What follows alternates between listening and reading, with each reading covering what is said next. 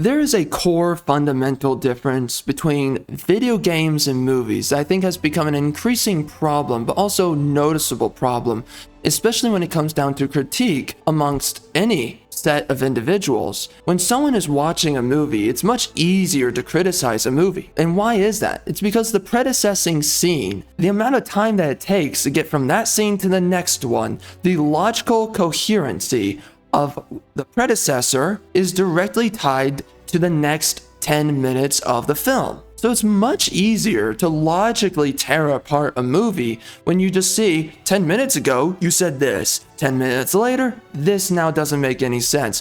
What is going on? There's a problem here. The writing sucks. Now, when you look at a game does not have the same issue of being heavily criticized for its incoherency. And why is that? Part of it is that video games will sedate you as you play. You enter a gameplay trance. Whether the game is good or not, you have many people who willingly turn off their brains as they're experiencing the product. It could be chore activities that you're experiencing in the game. It could be busy work activities. Whatever it is, you're just focused on doing something random that's either worth your time or not. That's either fun or not. And many people, because they paid for an expensive experience, and because they have the impression from past experiences of gaming, they've sold themselves, they brainwashed themselves into the idea that they're having a worthwhile experience. So, that is just one layer on the issue, but let's go back to the analogy on movies. The fact that the predecessing scene is directly tied to the successing scene. When you play a video game, cutscenes will be spanned out across any time of roughly, you can argue, somewhere between 1 hour to even 12 hours. It can take loads of time to go from one cutscene, one major story beat and set of dialogue lines to the successing story beats and dialogue lines. So it becomes much harder to criticize something when so much time has been spent of things to remember, things to mull over and consider. All of the time that it took to go from the predecessor to the successor is inherently bloated, and it's been lengthened out in a way that becomes much harder for most people to criticize. Because for most people, especially if you're sedating yourself, you forget what happened earlier. You forget what is directly supposed to be tied to the successing scene or story beat. And the other issue too is that when you're playing a game, there's so many side quests and activities that now you're thinking about those storylines, you're thinking about those dialogue lines. You're always resetting. When you're playing a game, you're always resetting the coherency narrative going inside of your mind, even if you're playing just the main story. And it's not that you cannot criticize these things. It's not that these things aren't wrong. It's not that they don't make any logical sense or that it's terrible writing. It doesn't mean that these things are not true. But what it does mean is that for most people, they're just not paying attention enough. Or they've gaslit themselves enough, one way or another, to not pay attention to the lacking quality of a story, of a narrative, to call out inconsistencies or to call out a lack of quality. Everything effectively in a video game is taken at its face value.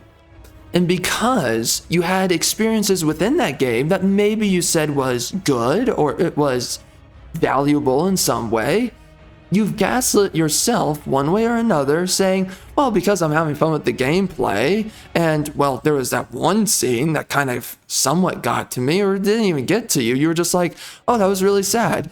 Your impression of judging the product is effectively diluted because there is no ingrained coherency.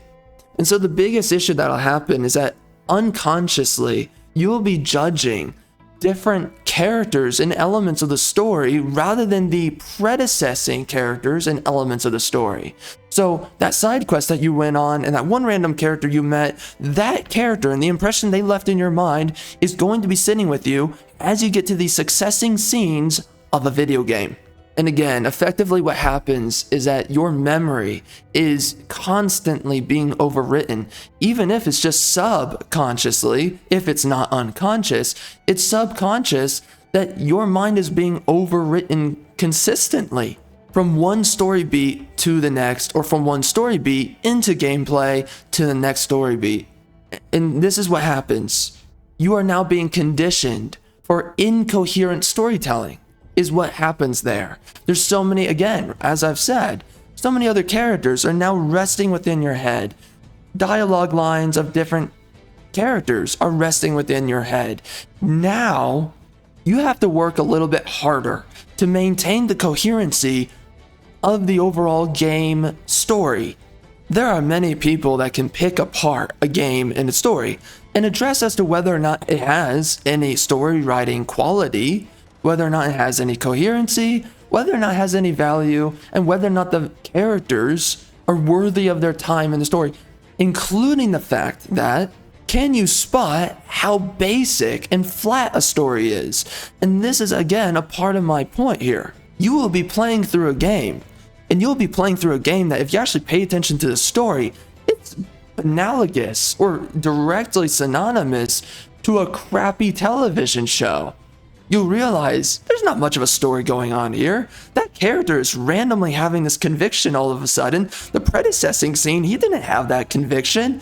This character randomly has become the leader, but there's no indication that they were going to become the leader. Wait, that character randomly died? Why did they die? There was no reason. If you look at the predecessing scenes, there's no reason for them to die, but now they're dead suddenly. You will see this time and time again in gaming stories. A great example, and this is in many layers, a great example would be Diablo 4. And that's just one example. We have many games in modernity that we can look at. But you will notice characters will do uncharacteristic things to push along a lazy story with a lazy script. And there's many characters within Diablo 4. They survive, they live, they die, or they should have died, and they don't die. And other characters die when they never should have died. That's just one example using Diablo 4 and its story. You can go look at many games, however, that are even more story intensive or less, does not matter. And you can start, if you actually pay attention to the overall coherency of the storyline. There's many elements of stories that matter. Coherency is not the foremost. It's a very important element, but there's so much going on in stories that matters. But when we just look at simple things, like the coherency of the narrative, are characters being true to themselves? The answer in many games is no. And even if that does not matter, you will notice in games that they do not honor what they established in the predecessing scenes and the succeeding scenes. And why does this happen? Because in most of gaming that we're experiencing, and now you can apply this to any kind of genre. Think of any game that you've been playing recently, or just think of it, most games are coming out right now. The thing to be realized is that there's so much happening between each scene of a game, each main story arc of a side quest or the main quest of a game, that you forget to criticize so many glaring issues or so many pinpoint moments that have so many fallacies. And it's because of this reason within gaming that many people have a hard time even criticizing whether or not, or even judging accurately whether or not the story is providing you a comprehensive, logical, reasonable, and realistic quality of the experience. Let us express this one more time. In a movie, each scene is directly tied to one another, so the cognitive availability of any critique is exactly and directly provided to you and available to you as you're watching. It's hard to ignore the glaring issues and the inconsistency beats of a movie. When you're playing a game, there's so much time and there's so many random activities thrown amidst two directly correlating scenes. That's what it's supposed to be, right? Within the story. And because there's such a breadth of time that goes between first scene to the second scene, you will constantly see, your mind will be constantly out of cognitive beats, out of cognitive availability for critiquing elements of the overall quality or the consistency of a story. And in fact, you might even forget a lot of things that are important, right? You might even forget who characters are. What did they say? What is their personality? I totally don't remember the impression that they left me 12 hours ago. Or let's just be kind about it, maybe 7 hours ago, right? You might even mix up one character with another character from a side quest. And that's because it just simply takes too much time between main story beats to have a consistent idea of the story, of the characters as you're playing. And these games inherently, by that inherent game design or that game pacing, many gamers are conditioned for incoherent pacing within a story or a narrative experience. Do not forget this. Games are very easy to critique. It's right there. Everything that you need to critique is directly expressed before you and available. Simply what's happening, however, compared to a movie is that most people will forget why, how, or what to critique as they are experiencing a game. And in fact, in certain scenarios, they'll just stop paying attention to the game because we also have another issue, and that is storytelling fatigue. There comes a point where there's so much story content within a game. You're going through so many side quests, so many dialogue lines. Suddenly, you just start to check out. Suddenly, you start to block it out of your head. Suddenly, there are parts that you just might stop paying attention to, which is not the same from a case-to-case basis. However, this is another modifier that can affect many people and their wild differences in story analyses or critiques. And it simply relies upon how much attention could you really maintain throughout your experience and how much memory could you really afford to this story that you're experiencing throughout the experience. Because let's not forget this. Every story that you experience is not the only story that you're experiencing. So at what point will a player be giving a game their full attention when they are just getting off of a recent game, or they're already in the middle of another game in its story? Within a movie, you're beginning and finishing it within a good, let's say 3 hours, somewhere around there. So you get the full, complete experience up front. But also, another issue with gaming is that many people will be experiencing other games as they're experiencing another game. The entire narrative experience that you will find with a lot of gamers, and a sort of sin that they will commit upon themselves, is they will not only allow developers to condition them for incoherency, but they will also commit incoherency upon themselves.